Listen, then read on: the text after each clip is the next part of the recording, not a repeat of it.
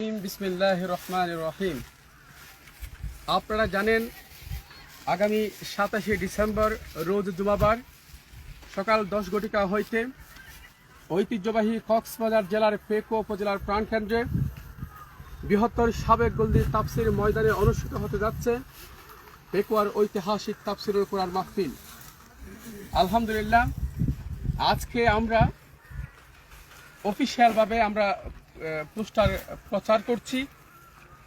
তার শুরুতে আমরা লাইভ এসে জানিয়ে দিচ্ছি আমাদের কি আয়োজন, কতটুকু আমরা পেকুয়ার ঐতিহাসিক মাহফিলের কাজ শেষ করেছি, আর পেকুয়ার ঐতিহাসিক মাহফিলে কারা কারা কোরআনের তাফসির করবেন সে বিষয়ে আমরা সরাসরি লাইভ এসে আপনাদেরকে জানিয়ে দেওয়ার জন্য আমরা আজকে উপস্থিত হয়েছি। সম্মানিত উপস্থিতি, যে যেখান থেকে আমাদেরকে দেখছেন লাইভে, সকলকে পেকুয়া সমাজ উন্নয়ন পরিষদ এবং মরহুম মাওলানা শহীদুল্লাহ স্মৃতি সংসদের পক্ষ থেকে জানাচ্ছি আন্তরিক মোবারকবাদ। আলহামদুলিল্লাহ, আপনারা দেখতে পাচ্ছেন আমাদের মাঝে উপস্থিত হয়েছেন, এই সুন্দর আয়োজন দেখতে এসেছেন আমাদের সকলের প্রিয় মুফাসসির মোহতারাম শেখ সালাউদ্দিন মাক্কি।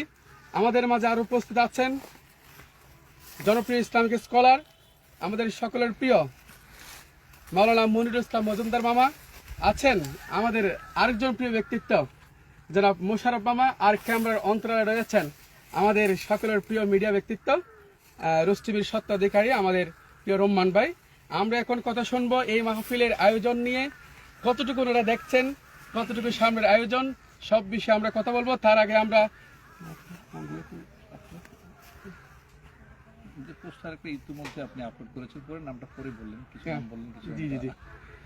আলহামদুলিল্লাহ, আমরা পোস্টার ইতিমধ্যে একটু আগে আপলোড করে দিয়েছি।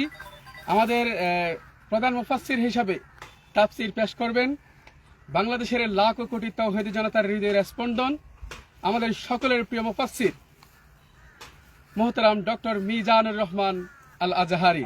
আলহামদুলিল্লাহ, আমাদের মাঝে তাফসির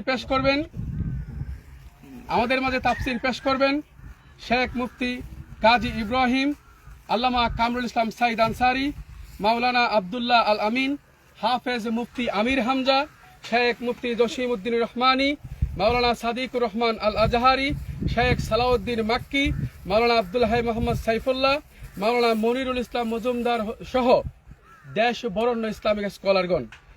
এছাড়াও প্রধান অতিথি হিসেবে উপস্থিত থাকবেন গণপ্রজাতন্ত্রী বাংলাদেশ সরকারের সাবেক যোগাযোগ প্রতিমন্ত্রী জনাব আলহাজ সালাউদ্দিন আহমেদ এমপি, সাবেক এমপি। বিশেষ অতিথি হিসাবে বক্তব্য রাখবেন বাংলাদেশ ইসলামী ছাত্র শিবিরের সাবেক কেন্দ্রীয় সভাপতি, যুব সমাজের আইডল জনাব ডক্টর শফিকুল ইসলাম মাসুদ ভাই সহ অনেক সামাজিক এবং রাজনৈতিক ব্যক্তিবর্গ।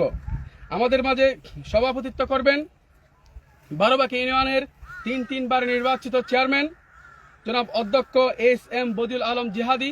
উনি প্রথম অধিবেশনে সভাপতিত্ব করবেন, দ্বিতীয় অধিবেশনে সভাপতিত্ব করবেন টেকনাফ হোয়াইকং মডেল ইউনিয়ন পরিষদের চারবার নির্বাচিত চেয়ারম্যান বাংলাদেশ জামাত ইসলামী কক্সবাজার জেলা শাখার সভাপতি আমির জনাব অধ্যক্ষ মাওলানা নূর আহমদ আনোয়ারি। এছাড়াও আরও দেশ বরেণ্য ইসলামিক চিন্তাবিদগণ তাফসির পেশ করবেন।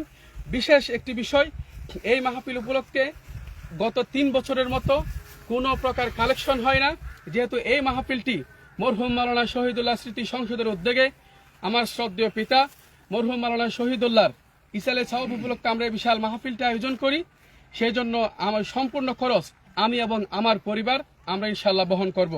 এখন আমরা এই বিশাল সুন্দর আয়োজন দেখে কেমন লেগেছে সে বিষয়ে আমরা জানতে চাইব আমাদের সকলের প্রিয় মাওলানা মনিরুল ইসলাম মজুমদার থেকে।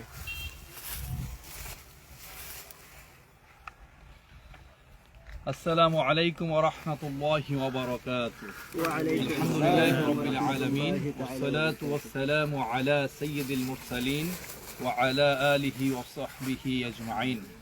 কাছে দূরে দেশ বিদেশ থেকে যারাই আমাদেরকে দেখছেন সবাইকে স্বাগত জানাচ্ছি। আজকের বিশাল বড় একটি আয়োজন আপনারা সবাই দেখতে পাচ্ছেন।